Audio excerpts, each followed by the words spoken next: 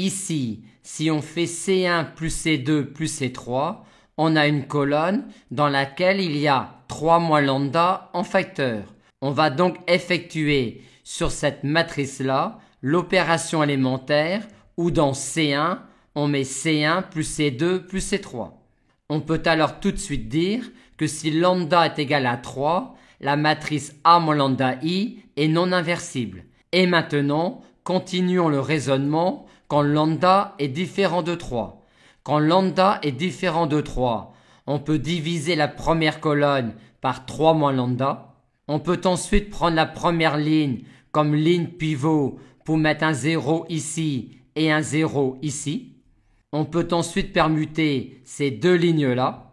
Et enfin, on peut prendre cette ligne-là comme ligne pivot et remplacer cette ligne-là par 3 fois cette ligne-là plus 1 moins lambda cette ligne-là, ce qui nous donne cela.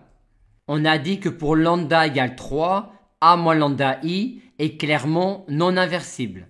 Maintenant, quand lambda est différent de 3, A moins lambda I est équivalente à cette matrice-là, qui est inversible si et seulement si lambda différent de 0 et lambda différent de 4. Par conséquent, quand lambda est ni 0, ni 4, ni 3, la matrice A moins lambda I est inversible et il n'y a donc alors dans le noyau de A moins lambda I que la colonne nulle.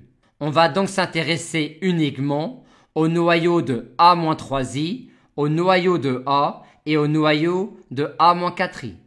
Pour le noyau de A, on a tout de suite que c'est également le noyau de cette matrice-là, en prenant cette ligne-là comme pivot et en mettant alors un 0 ici et un 0 là.